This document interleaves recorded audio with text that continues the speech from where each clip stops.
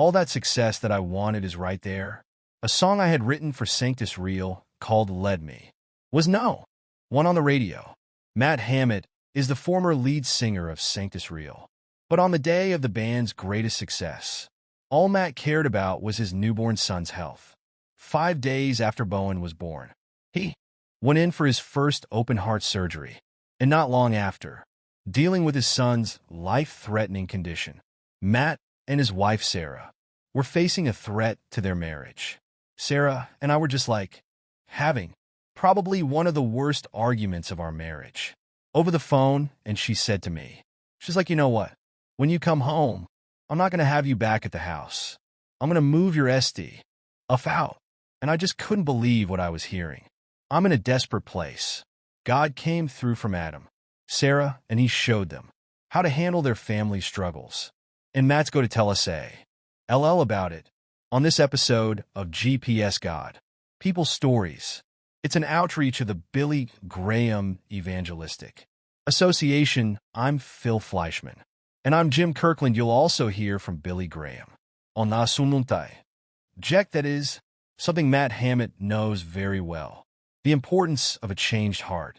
The Bible teaches that our heart is the seat of the emotion, fear and love and courage, and anger and joy and sorrow. W are always associated with the heart. More on that a little later on, or if you just can't wait, you can always listen to classic Billy Graham messages, like this one by going to BillyGrahamRadio.org and then clicking on Billy Graham Audio Archives.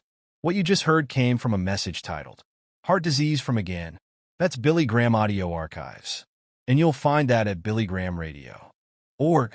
And that website is where you will also find all plus episodes of GPS, as well as more than Billy Graham's sermons, and lots more encouraging audio for you to listen to. Again, the address is BillyGrahamRadio.org, and there is a link to it in the show notes. PPS God, People's Stories. So I grew up in Toledo, Ohio. One of my most vivid memories is being kind of anxious kid and trying to find my place. And I was bull. IED a lot. So what do you do with an anxious, bullied student? Well, how about give him the lead role in the school play?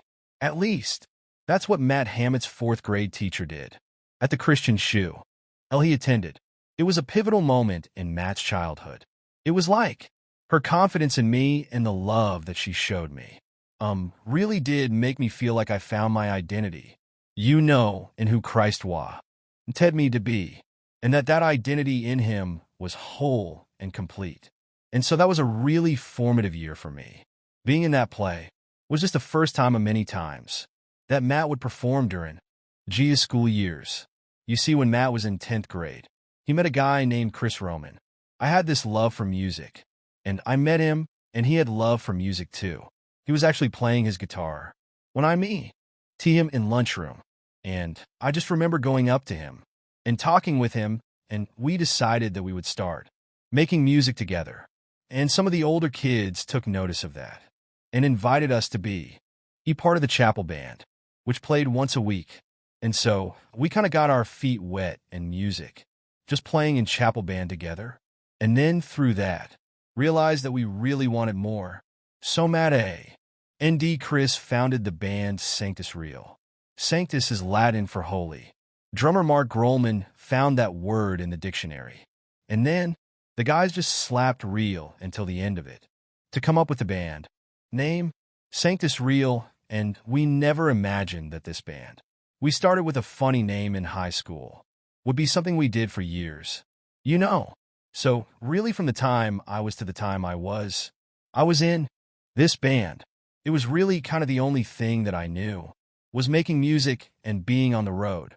It was during the early days of Sanctus Real, while on the road, that Matt met his wife Sarah.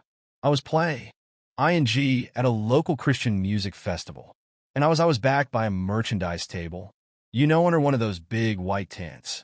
And I just looked out that evening while like third day was play, ING, and she was just out there. She was just dancing around, and she was like so carefree, like something about her smile and just the way she looked, like just drew me in. But Matt wasn't able to muster the confidence to introduce himself until the next night. After Matt saw Sarah again, at a different concert in a different town. It was like a gathering of churches from all over the area. And so we and tea that morning, and we're leading worship. And at some point, I look out, and I see her there in the crowd. It turns out that her mother's church and her grandmother's church were part of this event. And she was in Columbus the night before, because that's where she went to school. And she had come back with her brother after the festival and went to this event with her parents. And so it was just them, amazing. I'm like, man, I wanted to talk to this person so bad. 3 hours south the night before. And here we are back home, and she's right there. And so I just didn't let it go. I won. Tee up to her and talked to her. And ended up hanging out there that week. And the rest was his history. Matt and Sarah were when they met. And they got married at. Now in those 2 years in between them. Sank. TUS Real signed their first record deal. And so our record, was coming out. Really within 6 months after our wedding day. And so we actually went and had our honeymoon. And then almost immediately, hopped in a passenger van and trailer with, my bandmates.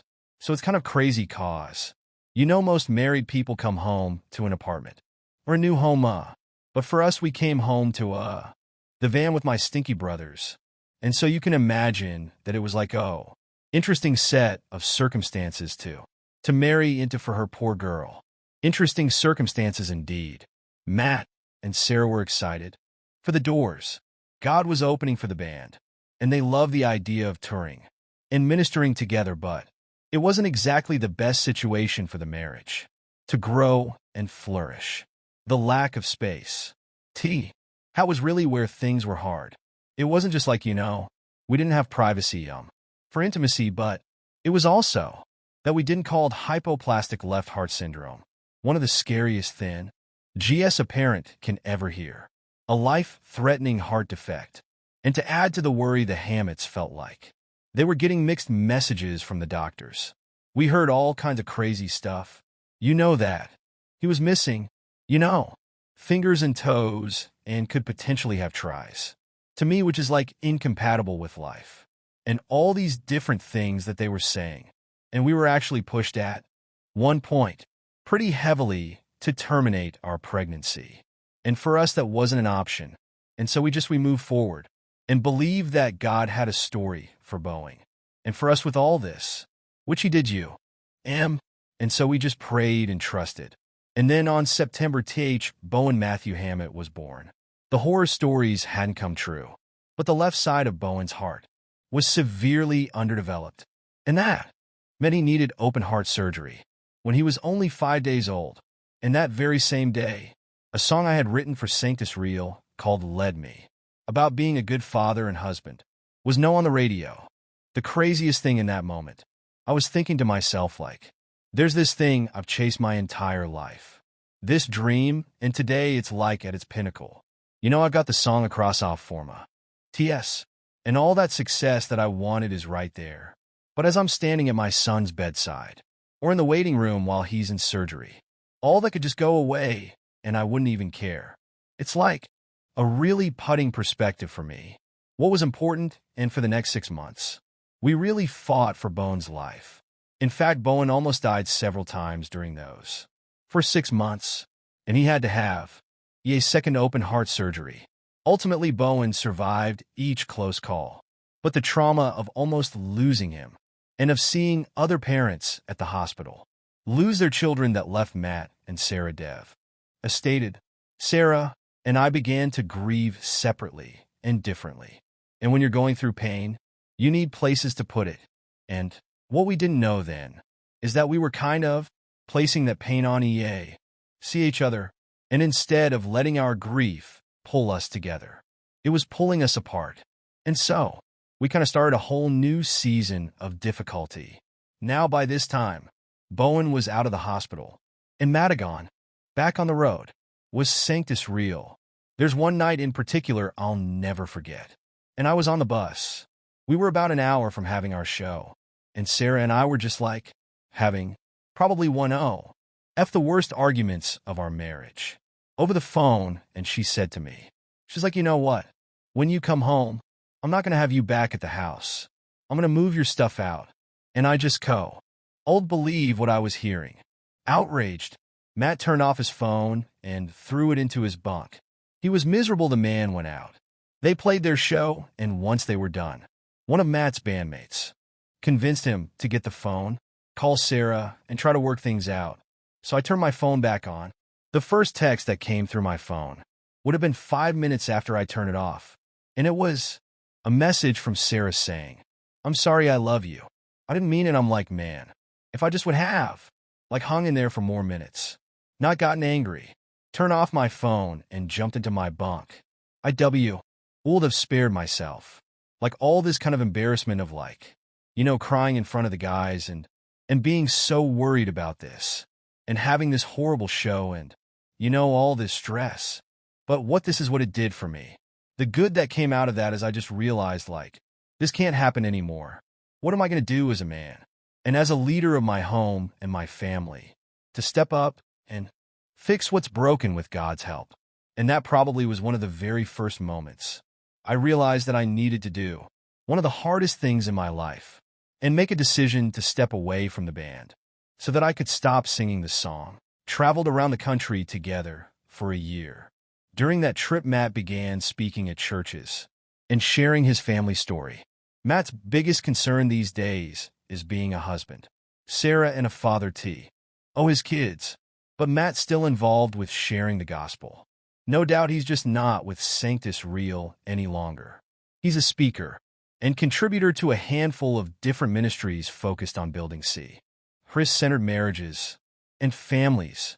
He's continued to write and play little music, and recently wrote a book about his life. And he and Sarah are producing a documentary about their experience with congenital heart disease. And the story isn't just about heart disease, but it's really about how God can use a broken heart to make us whole. And I sometimes, we have to give our hearts to something that can break it for that work to be done in us. So we're excited about that, with no idea what's going to happen with the film. But we felt called to make it, and we did. And so that's kind of what life has looked like for me over the past few years, opening my hands and saying, God, how can you use my gifts today? Serving God with open hands and letting Him lead us. That is not an easy thing to do. But as Matt Hammett has discovered, surrendering your life in this way is the beginning of a lasting joy and peace. Would you like to experience that? Well, check out this website, findpeacewithgod.net right now, and you can learn more about having a relationship with Jesus. Again, that website is findpeacewithgod.net. Today, Born Hammett is years old and seems to be following in his dad's musical footsteps. Matt will explain more in just a minute. You're listening to GPS God People Stories, a podcast production of the Billy Graham Evangelistic Association. A businessman asked me what I thought the trouble of the world was, and I told him heart disease. Billy Graham, I'm talking about real heart disease. We all know that we have a bodily organ called the heart. Now, it's considered in the Bible far more than a bodily organ. The Bible teaches that our heart is the seat of the emotion, fear and love and courage and anger, and joy and sorrow are always associated with the heart. Jesus said that our hearts are far from God. And the question that I want to ask you tonight is this: is your heart right? Wouldn't you like to have Christ tonight, who can forgive the past, give you joy and peace in the present, and change your life for the future? Give your life to Christ tonight. Let Him give you a new heart, make you a new person. He can do it if you let Him. And you can learn more about giving your heart to Christ at findpeacewithgod.net. We have a link for that in the show notes. Our guest on this episode of GPS is Matt Hammett. His son, Bowen, just had another open heart surgery this past summer. But Matt says Bowen's healthy and doing well these days, and seems to be a chip off the old block. When it comes to music, he wanted to make his own CD.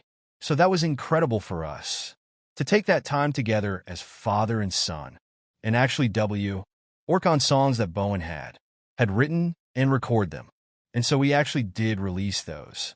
on whatever music platform you use. You can actually look up Bow and Hammett and find his songs Heartstrong and Safe right here. And then when we did together called Whole Heart Man, I was really proud and thankful for the opportunity to do that with him. We'll play one of those songs for you here as we wrap you. But first, a huge thank you to Matt Hammett for being with us and being open and available, sharing his story and his music. You can keep up with everything Matt is doing these days at his website, matthammett.com. That's HAMMET.com. I'm Jim Kirkland. Thank you very much for listening. And I'm Phil Fleischman, GPS God. People Stories. It's an outreach of the Billy Graham Evangelistic Association, Alwa. YS Good News here.